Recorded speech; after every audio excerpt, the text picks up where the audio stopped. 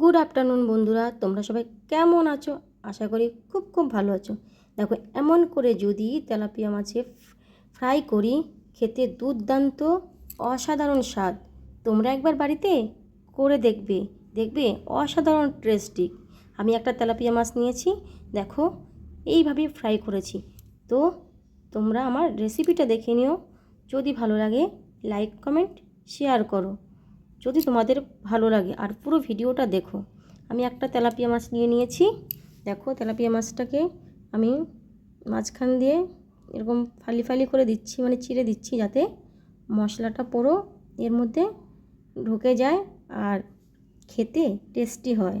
তো দেখো, এইভাবে আমি হালকা মানে ছুরি দিয়ে আমি মাছটাকে মাঝখান দিয়ে চিড়ে নিচ্ছি। এই দেখো, ঠিক আছে বন্ধুরা, তাতে এর মধ্যে মশলাটা ভালোভাবে ঢুকে যাবে। তো এটাই আমি ফ্রাই করব। সমস্ত মশলা আছে এখানে আদা রসুন পেঁয়াজ বাটা, হলুদ ছিল, নুন ছিল, আর কাঁচা লঙ্কা বাটা ছিল।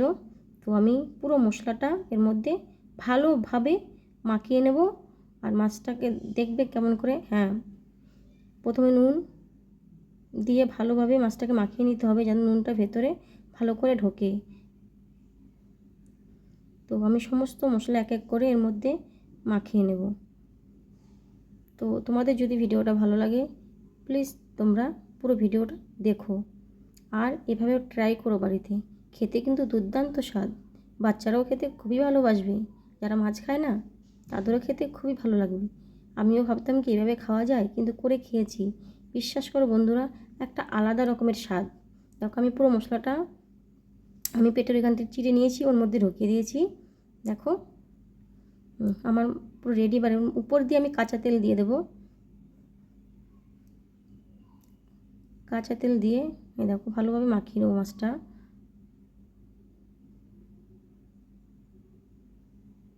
কাঁচা তেল দিয়েছি, মাছটা আমি ভালোভাবে মেখে আমি 15 মিনিট রেখে দেব। রেখে দিয়ে আমি কড়াইতে তেল বসিয়ে দিলাম গরম করতে। কিন্তু দেখো, আমার 15 মিনিট আমি রেখে দিয়েছি। মাছটা ভালোভাবে মশলাগুলো ভেতরে খুব সুন্দরভাবে মিশে গেছে। দেখেছো বন্ধুরা, আমি এটা ফ্রাই করব। দেখি, হ্যাঁ, খুব সুন্দরভাবে এবার আমি এটা ভালোভাবে ঢেকে দেবো। 5 মিনিট আমি এটা ঢেকে দেবো। এটা ভাপেই হয়ে যাবে, বুঝলে বন্ধুরা। আমি ঢেকে দেবো 5 মিনিট। এই দেখো 5 মিনিট হয়ে গেল। এটা একটু কালচে পোড়াই হবে, যেহেতু এটা ফ্রাই মশলাগুলো আছে। এই দেখো বন্ধুরা, আমি আরও 5 মিনিট ঢেকে দেবো।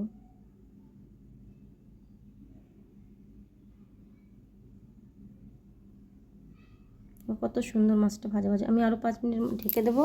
এই দেখো বন্ধুরা, আমার মাছটা পুরো ফ্রাই করা হয়ে গেছে। তো ধন্যবাদ আমার পুরো ভিডিওটা দেখার জন্য।